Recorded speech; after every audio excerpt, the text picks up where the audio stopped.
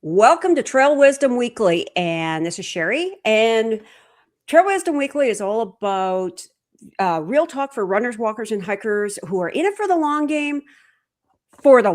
So we have a special guest this week, JD Tremblay from Hungry Warrior Academy. Now, JD is also an endurance athlete, ultra endurance athlete.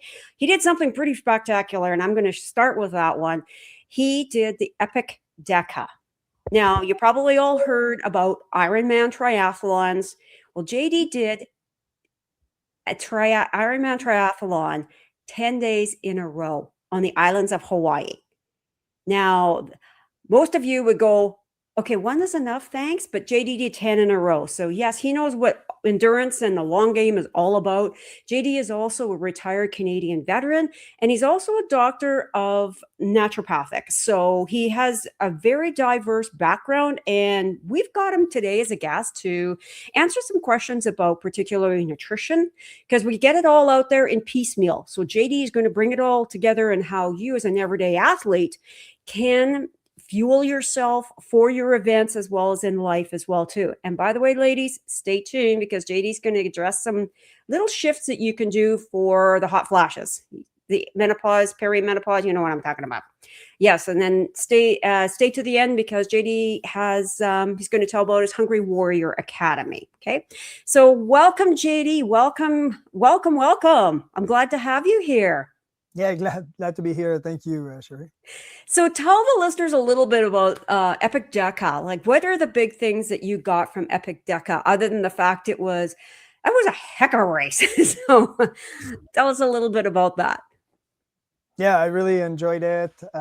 It was a lot of preparation. We did it all quickly, and I had a phenomenal team that followed me. So one of your good friends, Sarah, I give a hi hello to. She did the crew for me with her husband Shane as well. And then I had an amazing team, so great support. What I learned from it is that I wouldn't have been able to accomplish it by myself if I did not have such a wonderful team to support me. So that's one of the main criteria that I learned during the Epic Deca. You know, that's so true because, we look at endurance athletes and the ultra marathoners and you look at that they have to do the sport alone. But there's a team behind them, and that's so important, is that you're not at it alone. You can't be. And if you are, it's a lot of work. So tell me about your planning. How did you arrive at what you were going to fuel for your race? Because that is something like going through for a race. Well, what am I going to eat during the race? So how did you go through that? For me, I understood that during an Ironman triathlon, I needed only carbs and sodium, and I did not need anything else. So I went with only some gels that were calculated at 30 grams per carb. And I calculated how much I needed per hour based on also my sweat rate. And I needed a certain amount of sodium. So, based on the heat of the sun and the long event. So I calculated all of this. So I guess my engineering degree wasn't all of a waste. So I, I calculated all of this to ensure that I would have an optimal plan. But again, the plan is as good as the person that is implementing it. So, and the team that was supporting me, and making sure that I was having all of the necessary nutrients. And so I also fueled as a vegan in this context. For right now, I am not a vegan. I don't advocate veganism per se, but for that particular event, I adopted a vegan diet because it would not sit long into my system. So I understood energy regulation, and I needed to focus strictly on the race. So for the mental side, I understand the brain uses about 20% of your energy. And so I wanted to make sure that I don't spend a lot of energy thinking about anything else other than the race. So I cut out some friends. I even told them before, if you're going to be negative in my life, like I have a few friends that were in the military and now they're just complaining about the military. And so I'm able to handle it on a normal day-to-day basis. But for the Epic Deca, I messaged these people, especially that one person. I messaged him personally and I said, I'm not going to be having a conversation with you for at least the next 2 months. And that's because I want to prepare mentally and focus completely on the Epic Deca. Fueling is not just in terms of food. That's my point, is because a lot of people live in unhealthy situations, whether it's with a partner. And then I see a lot of clients as a naturopath, a lot of people come in and they have some physical illness as a result of just staying in unhealthy environments. And that level of stress causes a certain emotional response, which certain organs are going to compensate for that lack or too much of a response as a result of a certain stimuli. For example, if you see a car accident, right? I'm also a firefighter. So if I see a car accident and I did not regulate my system and my brain is functioning far too at a far too fast of a pace, I might incur certain problems, even having mental issues as a result of just seeing. And then we're talking about a firefighter that might see it regularly, but it could be just that you saw this particular event or that you're living a particular event. And that's the way sometimes that we fuel our kids. Lots of parents are leaving their children on video games. So again, that's a type of fueling, right? What they're seeing, what they're hearing, the type of music that they are taking in. And the biggest one that is free for everybody is how you speak to or about others. I would say that a lot more couples would stay together if they would understand the amount of pain that they are putting on the body of the person.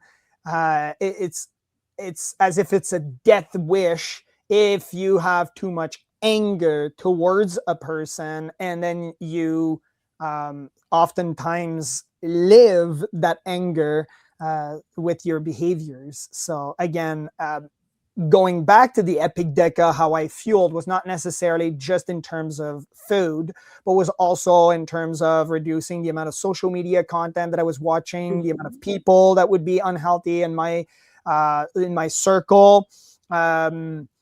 Sarah would remember that I'm not going to mention his name, but during the 6 Ironman that we were on Lanai, and I went to one of the member and I said, the behaviors that you are displaying are not conducive to the growth and the outcome of this team.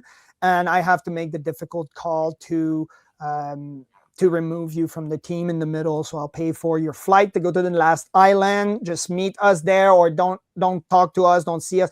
It's up to you, but just remove yourself entirely from that race. And I was told by the organizer that if I don't find another team member, then I would be disqualified because I only had 3 and it was a mandatory of 4. So I said, I'd rather want to risk not finishing than living in an unhealthy environment. And that's always how I have lived my life. For example, even how I fueled as a child. I was bullied. My parents got divorced, unhealthy environment. So at the age of 17, I understood that it's an unhealthy environment. Let's just leave and let's just recuperate in a different environment. And in that case, it solved the issue. And I at the age of 17 years old, I decided I would join the military. And that's what I did. I was a child when I joined. I don't regret it, but it was to prove the point that fueling is not necessarily in terms of food. That's very true. That's very true. And when you mention the talk, this also applies to self-talk. as well too, how we talk to ourselves. Now, I read somewhere that basically any emotion is a chemical reaction within the body. Yep. Can you explain that a little bit more? So you have, okay, let's go back to the basic, because a lot of people have difficulty understanding the two, right? Especially men. I deal a lot with men because they say, well, I shouldn't show any emotions, or then they, and the true sense of it is that there's a difference between feelings and then emotion. So feelings is an experience in life, okay, which is tied to how you perceive a certain situation and based on an experience of life. So that's basically what feelings are. So for me as a firefighter, if I look at a building on fire, for me, I have a sense of duty. I might very well be happy. Now I have to hide my smile because, again, it's a sense of duty that I have as a firefighter to go and perform the task, maybe save a life, or there's a sense of happiness. But if other people would see that I'm happy as a firefighter to go through a building on fire, to put my life on the line for others, then they might not receive it well, right? So those are feelings. Now, if I base all my decision based on feelings, then that's where the problem is because I might be sad or I might be happy. That's just an experience in life. Now, the chemical reaction that you are talking about is about the emotional reaction. And the emotional reaction, which is amazing, is that it's how the body reacts. So you have a stimuli, and then how the body reacts to that stimuli is that you can quantify everything. So if I surprise someone, then there's a physiological reaction, and it goes, there's two systems that play into it. One is the nervous system, and then the second one is your endocrine system. So your endocrine system would secrete certain types of hormones, and then your nervous system would secrete certain neurotransmitters. So some of them overlap, such as like dopamine. So it can act as a in the nervous system, but it can also act as a hormone. And the easy way to look at it is motivation versus discipline. So motivation is not bad if you have the discipline, but they are just tools on how to achieve your goal. So motivation is quickly used, and then discipline is earned. And so it takes a while to act on the system. You're not going to build discipline over one day. It's not because you made your bed one day that you have discipline making your bed, but you have discipline making your bed if you can tell me that over the last month you have done your bed. But you might lack this motivation throughout that month. But motivation is just that quick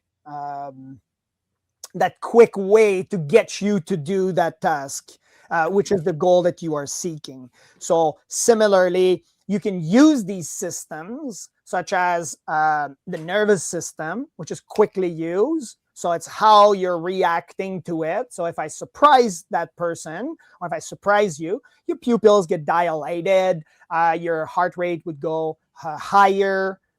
And then if you're able to regulate your nervous system, which means, it's another term just to say that you will have a reaction, but you're capable of going back to your baseline to regulate it to a much faster degree than the normal person. And for the endocrine system, it just takes a while for it to act. Normally, people don't grow hair because they get surprised. So that's one analogy that I could use for that. So that's one way to describe those systems. And it also happens for women as well too. Like, a lot of times we feel like with men, but it also happens for the women as well too. So especially in the women who are tired and wired, as in there's a lot of stress. They're caring for kids. They have a job. They have a lot of this. So this all this whole compounds in the system. So let's look at a person who is preparing, say, for example, for their first 50K. So that's a lot of and let's say, for example, they're going to be on there for 8 hours or for 8 hours.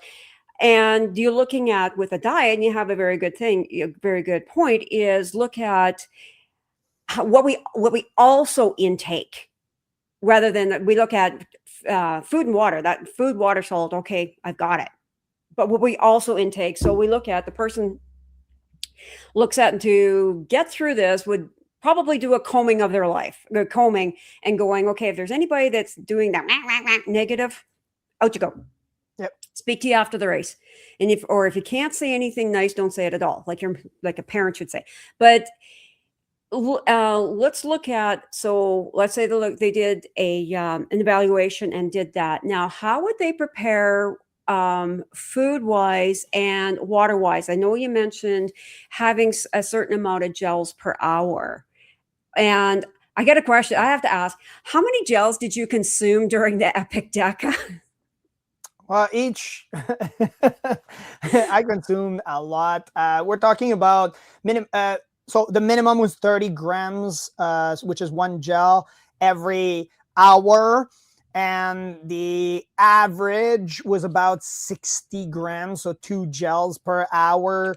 So if I had to give it about an average, like a ballpark, it'd be, let's say, 10 to maybe 12 hours per day, because we were lasting a lot longer, but there were times that I was taking some naps. So let's say 12 hours. So that's about 24 gels, time that by 10. So about 48 gels in the span of 10 days. That's just in terms of gels.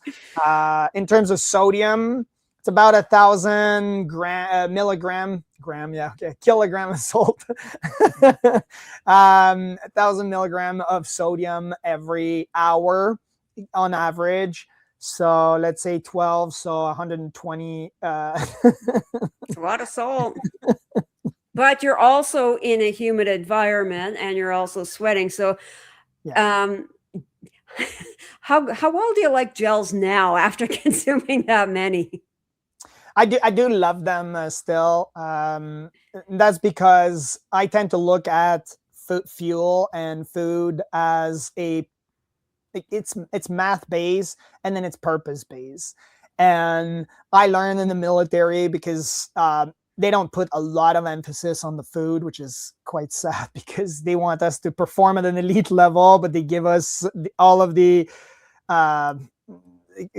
poor quality food. Anyway, that's what happened when I served.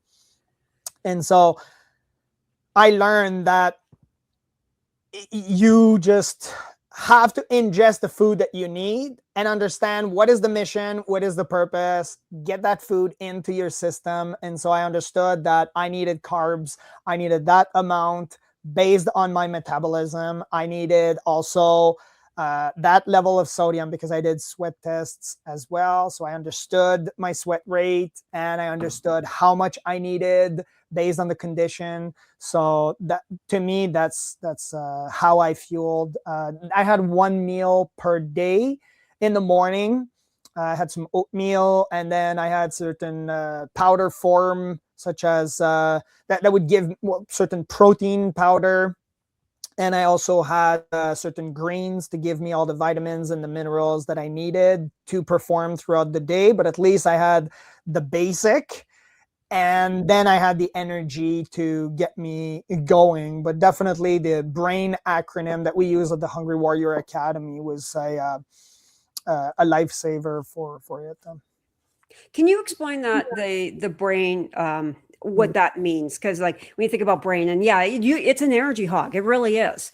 So, and also with the bonk, we've got enough fuel on our body, but the brain says, it's for me, buddy. It's for me, pal. So can you explain that BRAIN acronym? Yeah, for sure, yeah.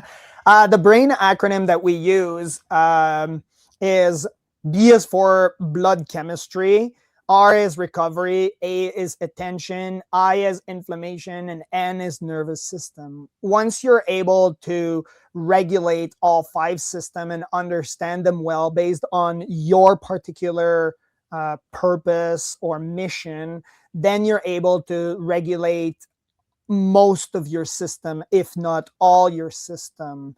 And that's, again, that can be used for an elite athlete, that can be used for a mom that has multiple kids, a person that is overstressed, whether it's man or women. If you look at the blood chemistry, you're looking at glucose swings. So when to eat sugar.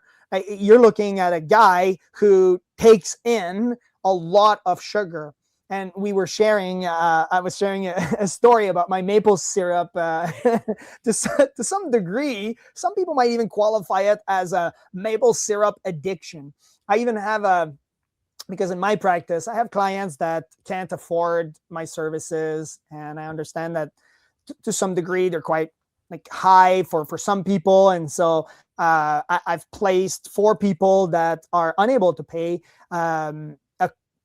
kind of a clause, because I don't want to decrease the value that they're receiving, and I don't want to decrease the amount of money because it would not be fair for the people that are able to pay for it. But I want to cater to people that are still willing to do all this steps. So that lady in particular, no names, but she pays me in maple syrup. So she, so that's funny. So we have an exchange, and then she pays me in maple syrup, and that's to her. She has a huge maple syrup farm. She wants to share it.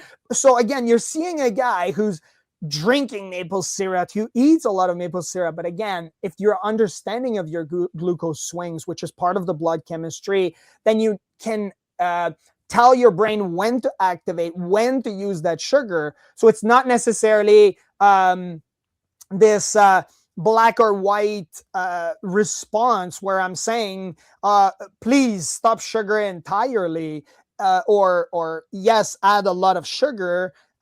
This one is healthy or this one is healthier. It's more, what is your body requiring in that particular event? And even just we look at sugar, are you spending that energy? Sugar is quick energy. So if you associate sugar to quick energy and I'm going to spend it, then yes, eat sugar. So I eat sugar in the morning.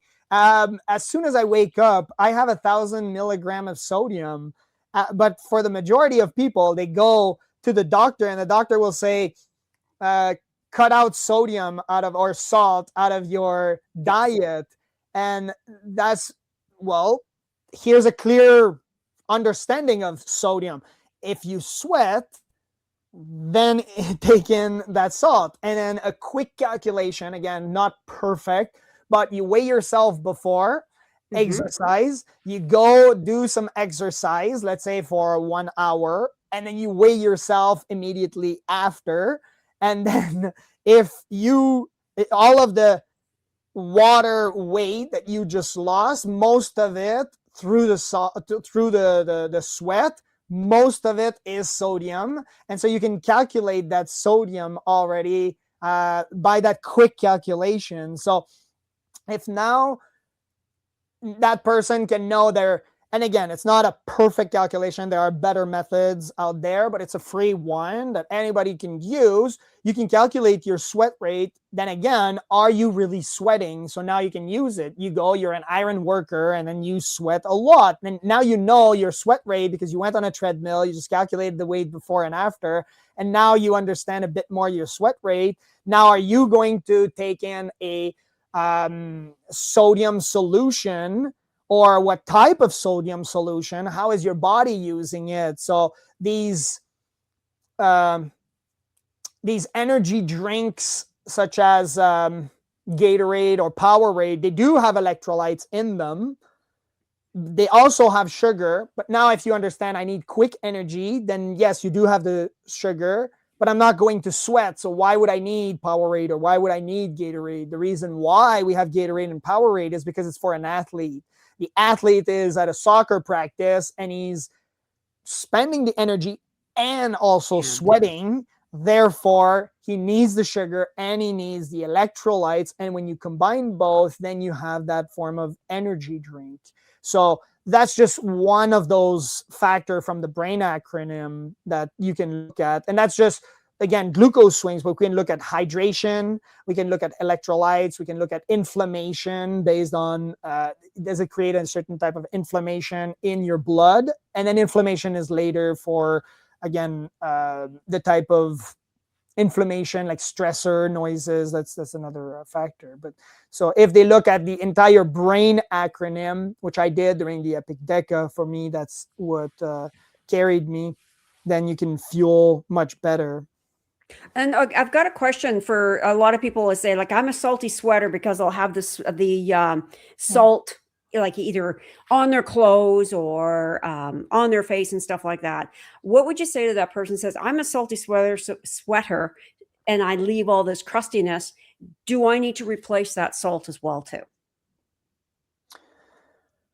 Well, yeah. If you're sweating, you need to replenish the mineral that is in majority in the sweat is sodium, and so you need to replenish those sodium, the sodium from your system. The reason why you're sweating so much might has to do with something else. Maybe your protein level is too high, so maybe you need to decrease. Let's say there's a lot of heavy sweaters. They're just eating too much chicken, or they have an unhealthy weight or BMI. I don't like BMI too much because the scale have changed over the years with people. So because now the majority of people are unhealthy and have unhealthy levels of intake. And so now when we look at the studies and we say, well, if we're comparing a person to the average, which now the doctors have to compare to the average, and now they're saying, the medical doctors have to talk about the correlation between a person that is healthy and a person that is on average. Yeah. The average person is unhealthy, so has an unhealthy weight.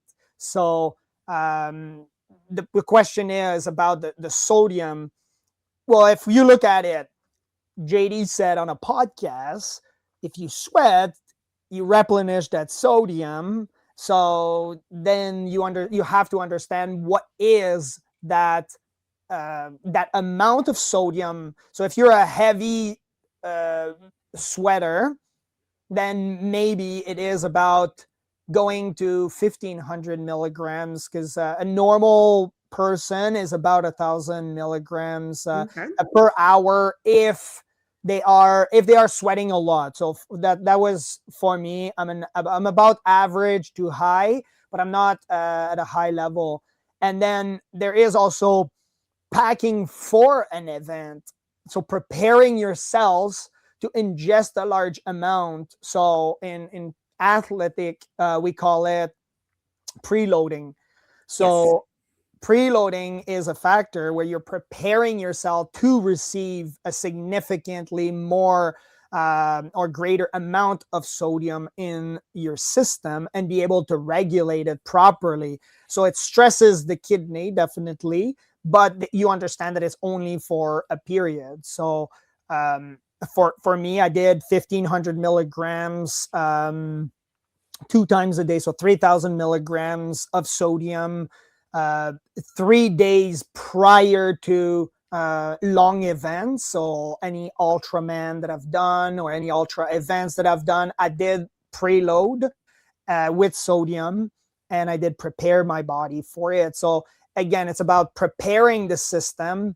And I always say there's 3 factors that play into it. It's I call them the UAE because they're easy to remember. I deal a lot with acronyms because they're easy for my brain. The military is full of acronyms. How could you not be? Exactly. So U is utilization, A is absorption, and E is environment. So how your cells are going to utilize what liquid or what food you are taking in. So it's not just about saying, oh, I'm going to take in magnesium so I can sleep. It's it's about, well, absorption. How is absorption is what gets into your blood, and the fastest way is intravenous. So do it with a medical professional. That's what I recommend. But the other part is through the mouth. So you're taking in magnesium, but then only a certain amount based on the compound that you're using is going into your blood. And being used is another factor. So it's not just about reaching the blood. It's also, are your cells utilizing it properly? Is it being sent to the right place? If you take in magnesium, but you're not taking in vitamin B, which vitamin B is proven to help activate the magnesium, and you're deficient in vitamin B, then what happened is you're just having magnesium in your blood, and eventually it just gets flushed and you're not using it to its full compound. Now, again, the last one is environment. So that's inside of the system and also outside. If you're highly stressed and your cortisol level is high, then your body is going to have all of its energy diverted towards your immune system, towards the response of trying to decrease that stress level, towards regulating it, as I mentioned earlier. So again, that external environment is extremely important, and also the internal environment that you are providing. So if you are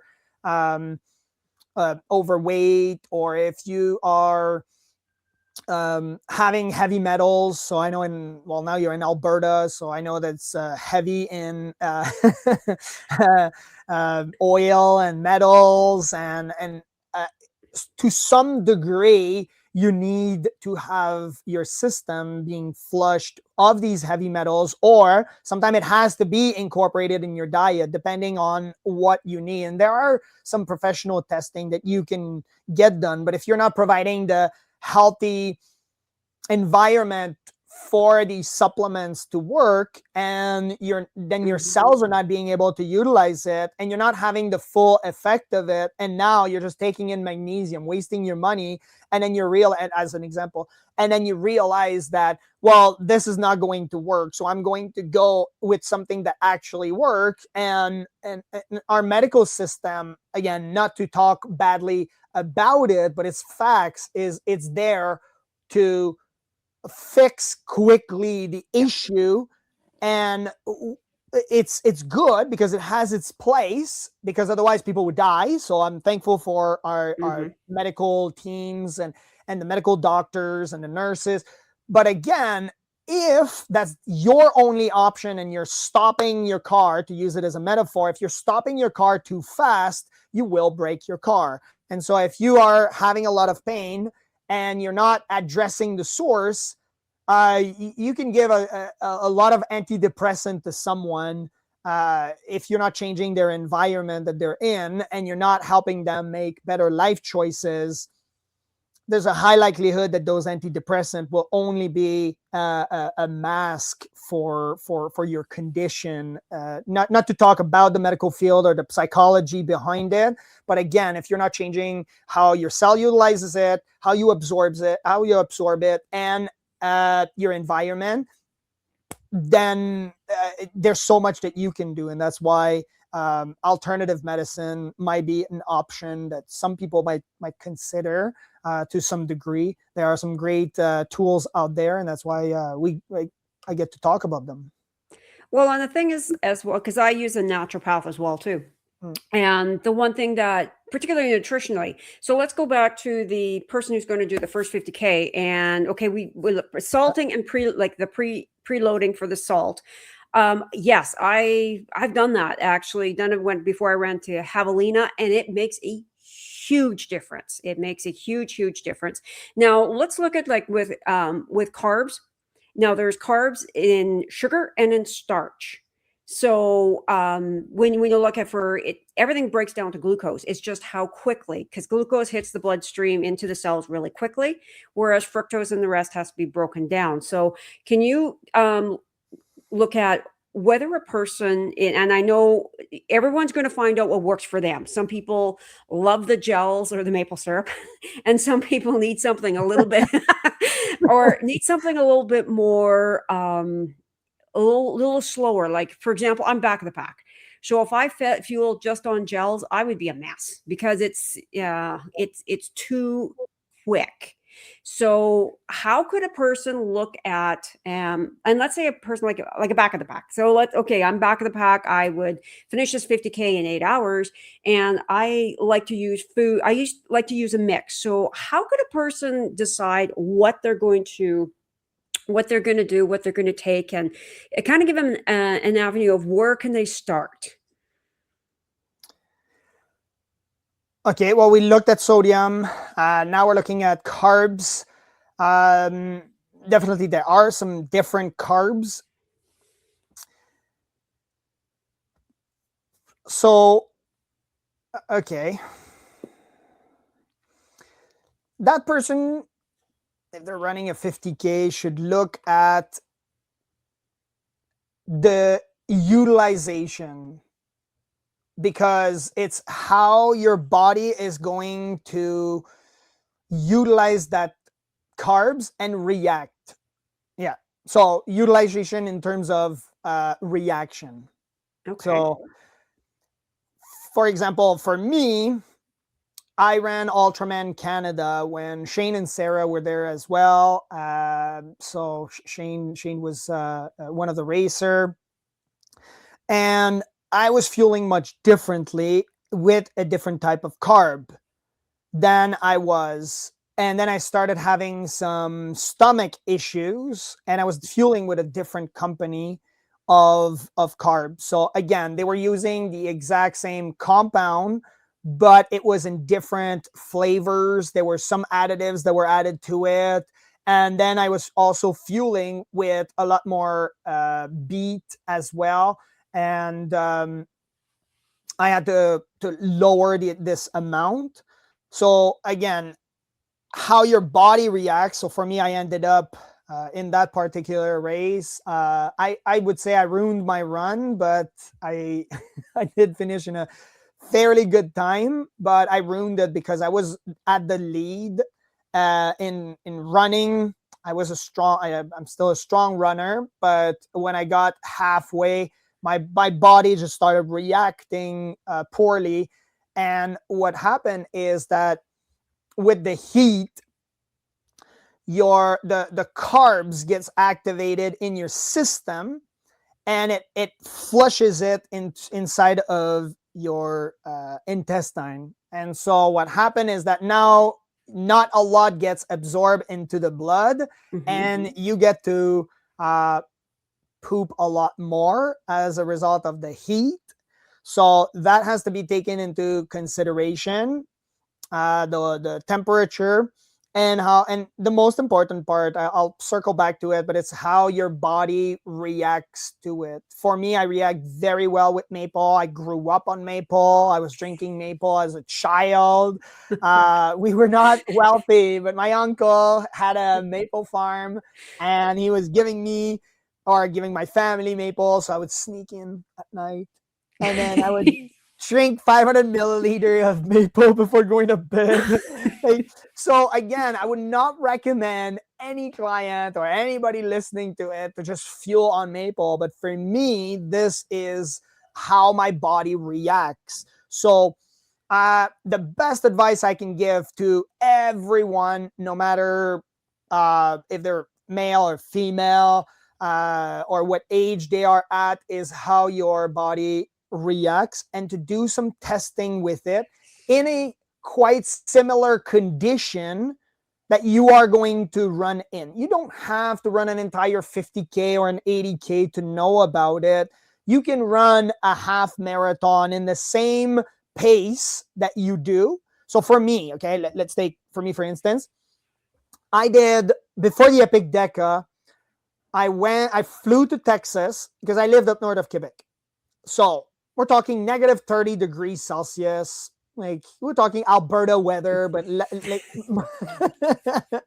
normal, typical summer weather in Alberta and Quebec, right? So we're pretty normal on that sense. And now I'm as white as it can be, and I need a tan, so I need to. I'm going to Hawaii in a few months. I'm climbing mountain in my snowshoes with my kid in the back of a sled, and at minus 30-degree weather. That's not the same as the weather in Hawaii. So I flew. No. No. You don't even know what winter is. So I flew to Texas, which was a similar type of weather. In April, they have the half Ironman at the beginning, so in Galveston, so south of Texas. So I flew there, did the half Ironman, and then I did the full Ironman at the end of April. And then after I did the Epic Deca, then I flew from Texas to Hawaii. The point is that I had a tan, so I had the tanning incorporated into my in my schedule. I had how to fuel, so what type of gels would my body need, and instead of racing the half Ironman, which I would have normally did, and I was ready for it because I qualified for the half Ironman World Championship on that same year. Not at that race. What I did was I slowed down my time and I raced it at the exact same pace that I would for the Epic Deca. So again, this was only a trial, and then I ingested a certain type of sugar. And then for me, I understood that this type of sugar was functioning, and I could not take, sadly, maple with me, because I understood that although my gut was reacting well with maple, I also understood that if I would get maple on my clothes or on me, Sarah would hate me for sure, because she would have to clean my equipment, right? It would be like really sticky. And I knew that it would get really, really sticky on my hand if I made a mistake of dropping it on me or in my beard.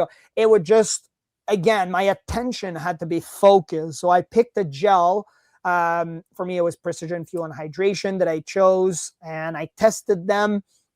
And again, they were not that sticky. So again, my attention was just on the race particularly. So that's why I'm spending a lot of time on this. But we can't just say eat more potatoes or eat bananas or eat blueberries, eat this type of sugar versus this type of sugar.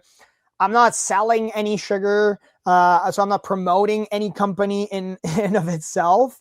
I use Precision Fuel and Hydration. I've been using it for years, but again, I'm not promoting any brand per se.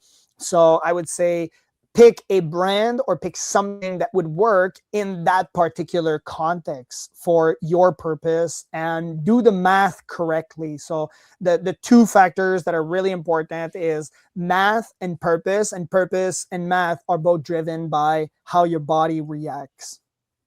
Gotcha. So basically, test. And if we said, well, we can't fly to Texas, but your long run, that is an environment of where you can actually start to test to see how things are settled with the stomach and how you react to. It's a starting point. It's a starting point with there, and that's what I say is like your long runs. And even when you mentioned you entered a race that you didn't race at, this wasn't an A race for you. This was more of a testing ground for you. And that's also very important is are there races that you can try and to try the stuff beforehand so that you know, okay, this is going to work. And before I went to Javelina, I had a watermelon gel here, and I'm like, oh, this is so refreshing. Okay, this is great. This is what I'm going to take. At Javelina, oh, it was gross. It's just disgusting. So that is very very good about the environment of it. And it's test. And it's realizing the fact that race day, the body needs the sugar. It really does. And I know there's the whole thing of, well, keto, you can run on fat. yes, that that's a yes and yes, no, maybe, but it's a point of when. Race day is race day, and you give your body what it needs to get the job done. And Yeah. then after, you can go back to the way you were before. Would you agree? Yeah, definitely. Um, because if, there is a glycogen level, and you're going to need a certain level of sugar. Now, how you get that sugar is it depends on your preference. And yes, I talk a lot about reaction of the body, and then we tend to look at it in terms of the gut. But I think you brought up a good point where it's also about the mindset, about how you're going to see that gel in a difficult time. So it's not just testing your 20K run for a 50, right? You're doing, let's say, a half marathon at the same pace that you would do a 50. It's also about doing it when you are extremely stressed. So Okay. if all of a sudden the mind is reacting poorly, then you need this go-to. For me, I don't know if Sarah would remember, but I in my plan I have an emergency food, and for me it's fuzzy peach. Now I did not use it during the Epic Deca, but I know that when I am at my peak and I am highly stressed, and I understand the physiology of it, that I should not ingest that type of food, but I also understand that my brain needs to be fueled. Yeah. And in that particular moment, if I am really really stressed, what gets me, because it has a positive emotional response of my body, and fuzzy peach is just my go-to. Now it's not the typical type of food that many people would ingest during these type of races, but it is my go-to. And it's just you, so you need this emergency food. You need Yes. this food that is going to give you a that you're going to be able to ingest despite being in a difficult mindset. And then how your body react, not just your gut but also your mind, is definitely important. It's like you just found your best friend again when when you're in that situation and you get that your go-to, your fuzzy peach, or for me it was an orange Slurpee. I don't have orange Slurpees, and it was a hot day and I got handed an orange Slurpee, and that was my best friend. It was just, it made me feel so good. And that's a very important point. So when you're planning like, don't always plan what you're going to have, but plan the things that also will bring you out of a pit. That's something that just makes you just somebody loves me, type thing like Yeah. that.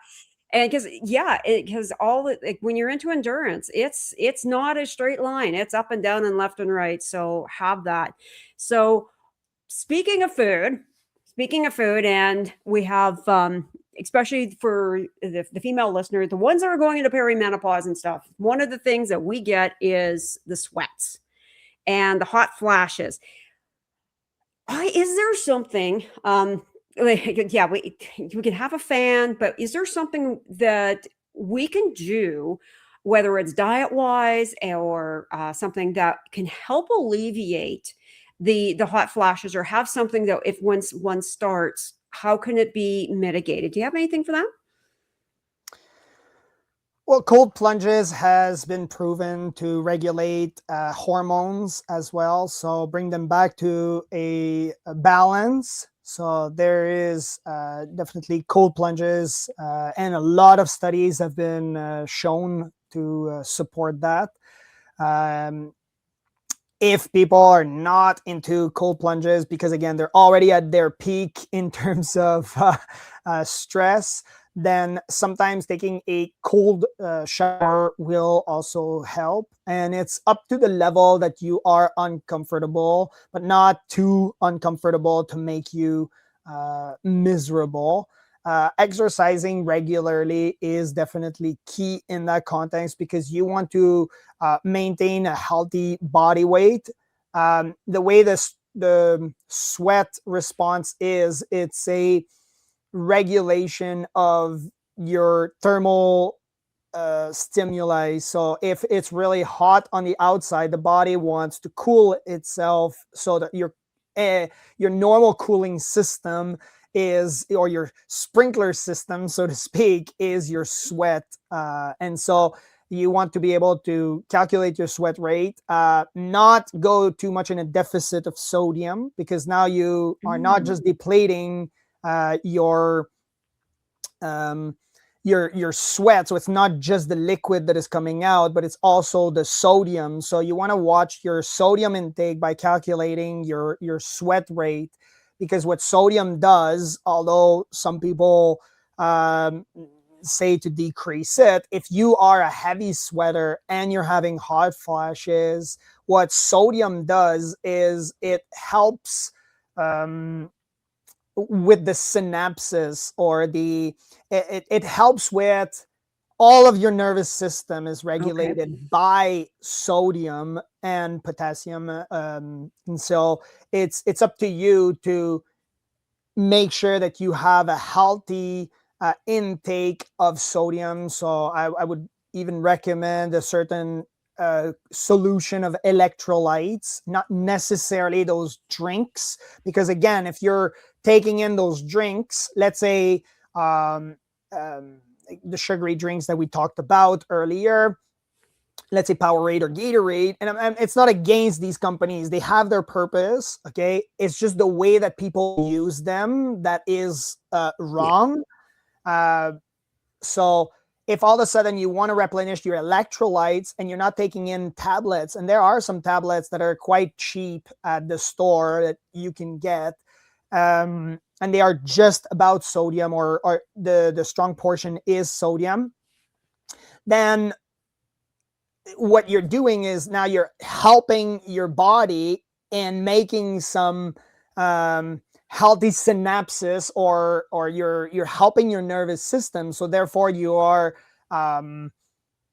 making some clearer decision, because the more that your body is stressed, and it can be another stress that now you're sweating, you're depleting your sodium intake, then what happened is now you're even more stressed that can affect other systems, such as your cortisol level or the stress hormone. And now it deregulates all of your hormone as a result. And all of this could have been fixed by just having a little capsule of sodium, just by decreasing at least that part of that stress that you are living. So that's one. The other part is, what about pickle juice? Pickle juice. There's a lot of research that's been shown that it helps with muscle relaxing. So it can help with the acidity in your system. There's also certain, like baking soda can also help. And again, that's why I want to be careful, because these two, sometimes you tell a health, they see it as hack, or you tell a health advice to someone and then they say, oh, baking soda, oh, let me go in and get like a giant baking soda, or they take Arm & Hammer and then they just pound, and then you're saying, well, there is baking soda that is for human consumption, so be careful about that. And then it's about the amount. So I would say, based on how your body reacts to it, and to test it in small increments. If for sodium, it's an easier calculation, and then there are more advanced tools to do that. There are specialized center that can give you your sweat rate, so it's easier for the sodium. That's why it's easier to give advice. But for other ones, calculating baking soda and pickle juice, and then a lot of people would just go in and then ingest it. And then sometimes you also have to look at the environment. So if all of a sudden I take in pickle juice and I have a negative emotional response to it, so that person, their mother was forcing them to eat pickle, and they just have a negative connotation to pickle, that might also trigger them into a negative response. So every time that they eat pickle, they have a negative mindset behind it. So if that is your case for that particular individual, then to take it in, it's a good tool, yes, but to take it in increments, so take it in smaller, because again, if you see it more with people who go who remove alcohol and caffeine out of their life, because it's such a strong addictive substance. They have these negative response. So some people quit alcohol and then starts becoming violent, and now they just say, well, I should go back to drinking, or I should go back to drinking coffee because now I'm extremely aggressive.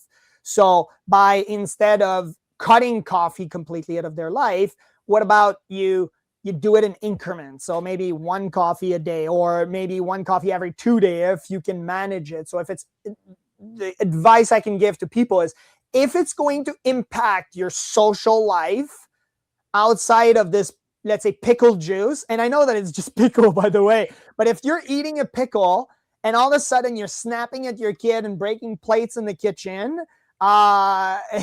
then maybe pickle juice might not be the form that you should be using, right, to help your health, right? Or you should use it as a tool, but in increment, like in smaller increments, right? So it's not because somebody said so. It's because, okay, you take it, and how does it react in your body?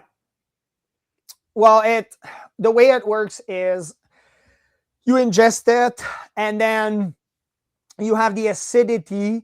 So some people would say that it doesn't change the acidity of your stomach, and some people would say it does change the acidity of your stomach. Regardless of it, after the stomach, it goes into your system and then changes the pH of your system, which again helps with it gets pushed towards, because the system is brilliant. It's pushing it to wherever it needs it. And then in this case, it would push it towards your muscle, and then it helps with muscle contraction.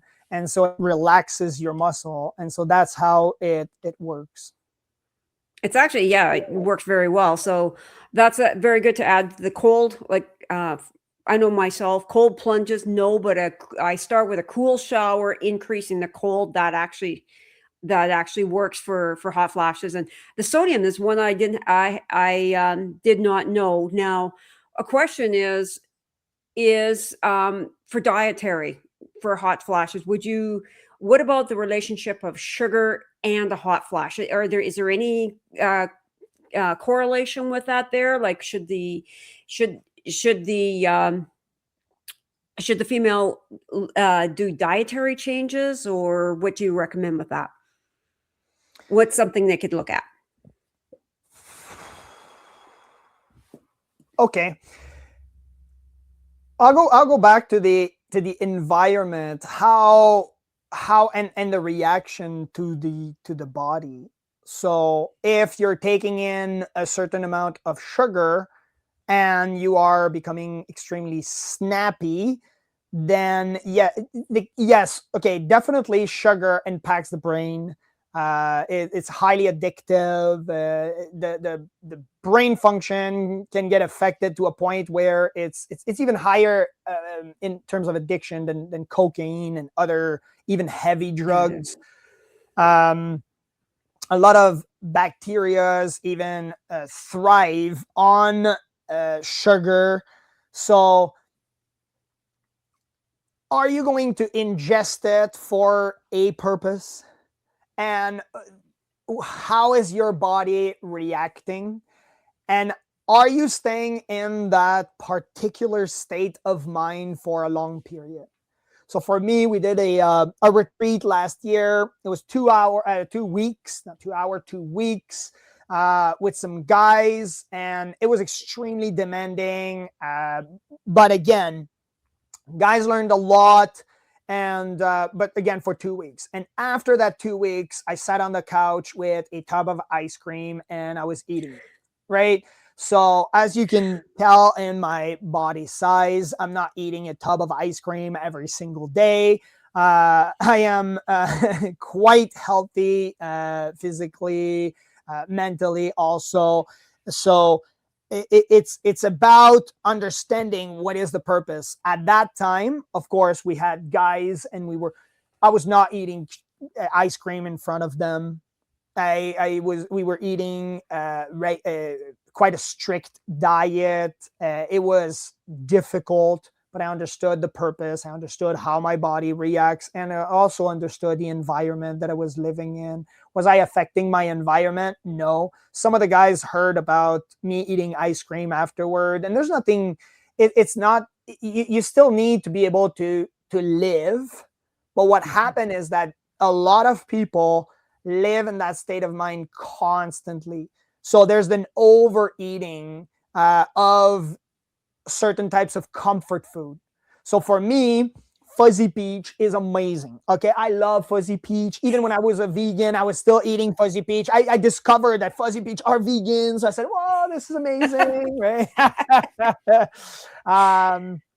But again, am I eating fuzzy peach or an entire bag every day? No. Am I eating it every week? No. But what happened is that the people are not doing the math, and they're not living based on purpose. They're living based on survival. And when you live based on survival, and that's where sugar, processed food, or I should say extremely processed food, that's where it becomes somewhat of a comfort food. And that's because in terms of survival, the brain goes towards the easiest path. And the easiest path is comfort. And so comfort, it says it in the word, or those words, is comfort food. So if I wanted to, I would go into comfort food and I would eat a tub of ice cream every single day. Now, can it be done regularly? I know a lot of healthcare professionals are going to, well, they're going to like me because they're going to make money out of this, but can it be done? Yes. And that's why I added not just purpose, but I also added math. So if you're having the math behind it also, then yes, you are capable of doing it. You're not having the right nutrients, okay, by having a tub of ice cream every day, but at least you're having a certain level of calories, and then you're counting the calories. It's not the right nutrients. I get it.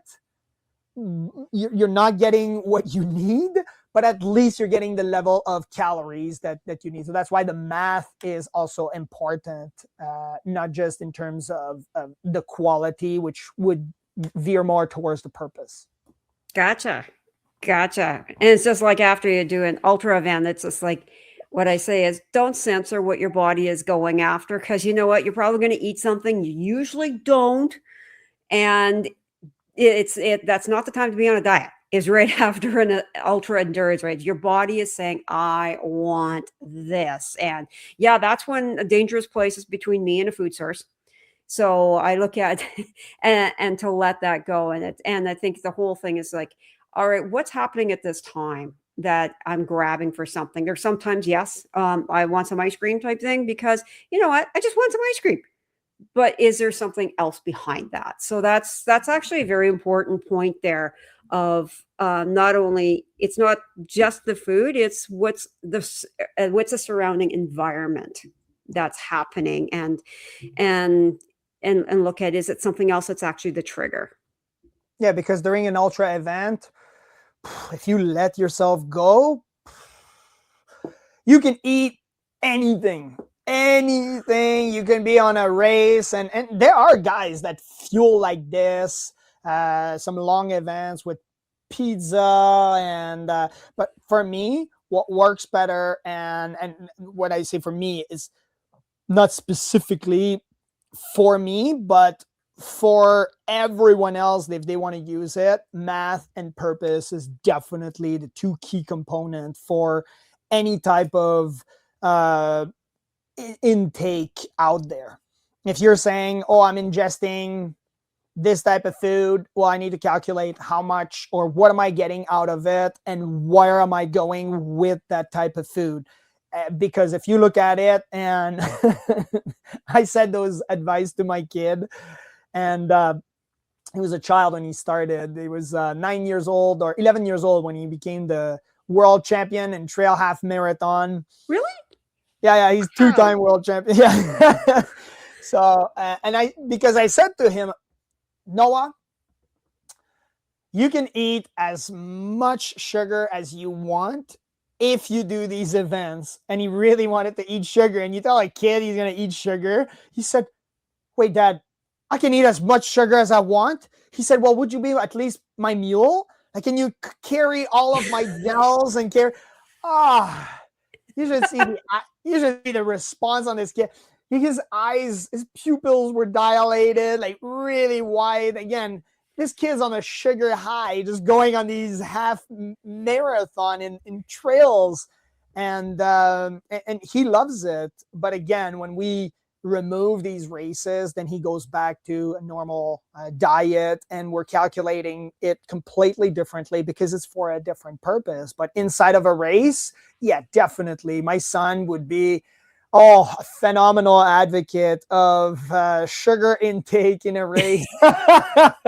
He eats that, like he eats candies, and I understand there's metabolism that plays into it, but again, he eats a lot of sugar in those races. Yeah. And some athletes do, for sure. And the last thing I want to touch on is exercise is good for your health. We all know that. It's good for your mental health and the whole bit, because, it makes you feel good. There's a release of oxytocin and endorphins. Why is there still depression?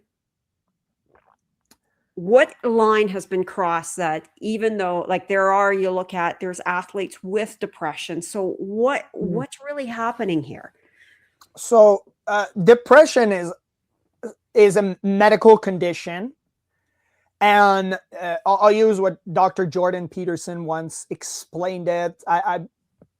Well, not in these exact terms, but the gist of it will be relayed is very often depression is as a result of the lifestyle or the stimuli that you have in your life.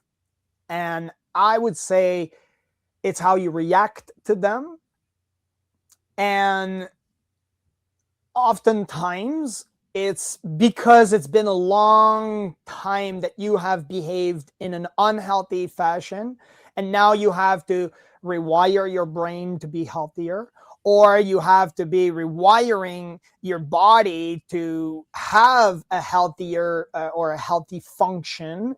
So it can be physiological, and as a result you have some emotional response or a psychological response. And sometimes it is that your environment is unhealthy and you're not willing to make those changes. So let's say for one of my clients, they are in an unhealthy marriage, and they don't want to, again, the husband is, well, I don't want to name any name, but he's with other women, and that's just not healthy at all. So again, that person has some physiological response also, but is also suffering from a diagnosis of depression as a result. So there is a physiological response, but there is also a mental response. Now, what ultra endurance or what these endurance events happen to do is regulate your system much faster. So I talked about the cortisol level. Well, everybody on the planet wakes up in the morning and their cortisol level is high. Mm-hmm. Now, in proportionally to their health.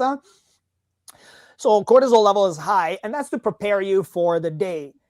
But what happened is that if all of a sudden you're preparing for a long endurance event, then your body is prepared to regulate that cortisol level and decrease it much faster.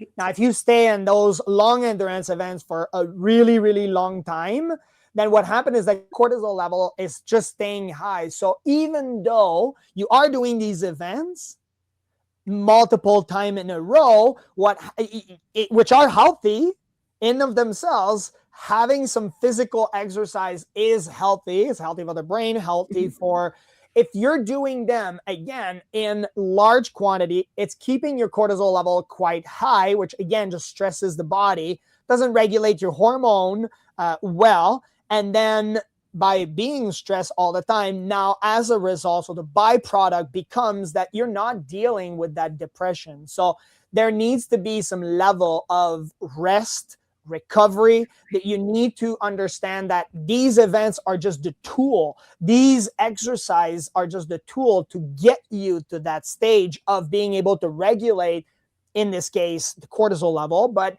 it's all, your entire neuroendocrine system can be regulated through exercise and doing these events. But it's not the event that will cure you from the depression. It's how you utilize that tool to get to register or react to those stimuli. So if you're able to react differently, it's not that the depression will leave completely, but it's that it will decrease, or that you will have better tools to tackle that depression. So that depression might stay with you for the rest of your life, but at least you will have different tools, which the majority of people, their only tool. In Canada, we have MAID, so which is the aid to unalive yourself. So it is a medical like a medical treatment that people can go towards. I'm not advocating for it. This is up to the medical system and the people to deal with it. Okay, I don't want to do it. I don't advise anybody to do it. But it is a way to deal with their depression. It is one of those tools that the medical system has found to deal with depression, which is unaliving people. Is it the right cause or the wrong call? That's up to them. I don't think it is, in my view, but that's my opinion. It is just a tool. Other people use different tools.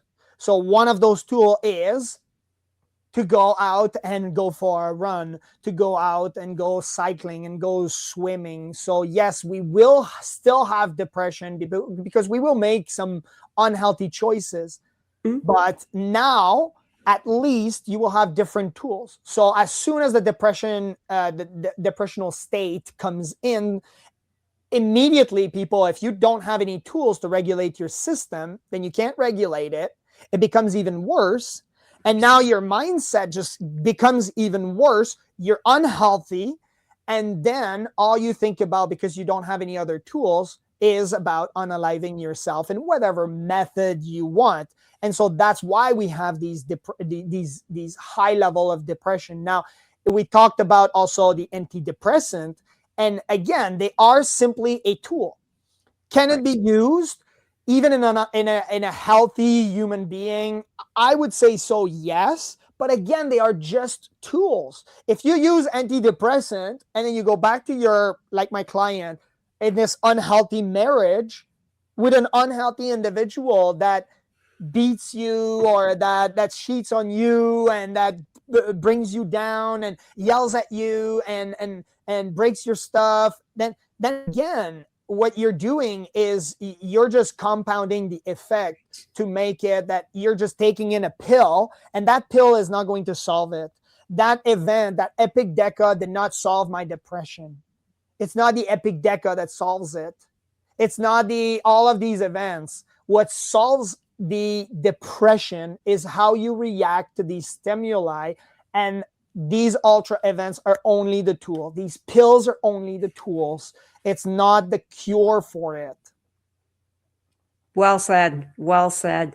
So, JD, what are any races coming up for you? Can we? Yeah, I just finished the Trail Half Marathon World Championship.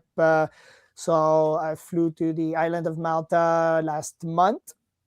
Wow. And then last year we did those two big events. One of them was the big swim. So I swam between New Brunswick and PEI. And the whole event, Give to Live, raised over $65,000 for chronic illness kids to go to summer camp. So that was quite an achievement, I would say, because again, now it's not just about doing these long endurance events, but again, doing it for kids and for a great cause. So I was quite blessed to be a part of that event. Nice, nice. Well, thank you very much for being on the shows. And how can people get a hold of you? Is it Hungry Warrior?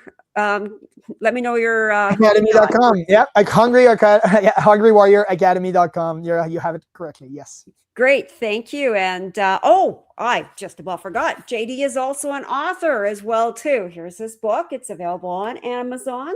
So, Hunger for More Hunger for More in Life. There, I read it there. So JD also has a book out that you can check out. So yeah, thank you very much for being on the show here. And man, I hope I see you in Revelstoke for the World Championships or next year in Revelstoke. I hope I see you there. And yeah, thank you so much. And you know what? Get out there, get some trail, and we'll see you next time.